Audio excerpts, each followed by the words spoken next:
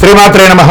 సద్గురు జ్యోతిష్యాలయం వారి యొక్క విశ్వావసునామ సంవత్సర 2025 మార్చి 29 నుండి మొదలు పెడితే మళ్ళీ 2026 మార్చి 28 వరకు వచ్చే ఈ తెలుగు నూతన సంవత్సరంలో వచ్చినటువంటి సంవత్సర రాశి ఫలితాలని మనం ఇప్పుడు తెలుసుకోబోతున్నాం.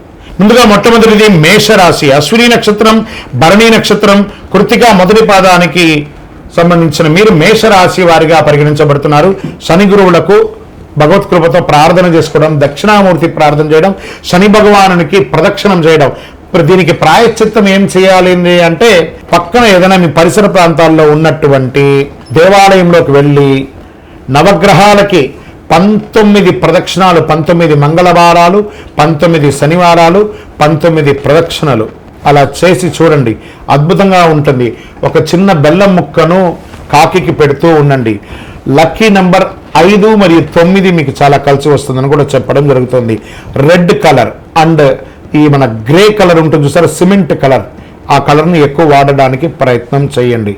ఇంకను సకల దోషాలు తొలగడానికి మీ వయస్సు ఎంత ఉందో అన్ని దీపాన్ని మీ ఇష్టదైవం కులదైవం దగ్గర పోయి వెలిగించండి. కనీసం ఈ సంవత్సరంలో మీ నక్షత్రం రోజైనా పోయి వెలిగించండి, చాలా శుభం కలుగుతుంది. ఈ అతి శక్తివంతమైనటువంటి కరుంగాలి మాలను ధరించండి. ఆయురారోగ్య ఐశ్వర్య భోగభాగ్యాలతో ఉండండి.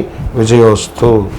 ద్వాదశ రాశుల్లో ఉన్నటువంటి మీరు ఆయురారోగ్య ఐశ్వర్య భోగభాగ్యాలతో ఉండాలని అఖిలాండ కోటి బ్రహ్మాండ నాయకుడు శ్రీ ధర్మశాస్త్ర అయ్యప్ప స్వామి వారిని సదా సర్వావస్థలందు మీకోసం, మీ క్షేమం కోసం ప్రార్థన చేస్తున్నాం. మీరు తిరుపతికి వచ్చినప్పుడు మన అయ్యప్ప స్వామి వారి 18 అవతారముల దేవాలయం జీవకోన తిరుపతిలో ఉంటుంది. రైల్వే స్టేషన్ నుండి, బస్టాండ్ నుండి 3 కిలోమీటర్ దూరంలో. ఒక్కసారి పుట్టినందుకు ఒక్కసారైనా అందులో అడుగుపెట్టండి. అందులో 27 నక్షత్రాలను కూడా ప్రతిష్ఠ చేయబోతున్నాం త్వరలో. మీరు వచ్చి దర్శనం చేసుకోండి. మీ యొక్క దోషాలన్నీ తొలగి ఆనందంగా ఉండండి. వందే మాతరం, వందే మాతరం, వందే మాతరం. శరణమయ్యప్ప.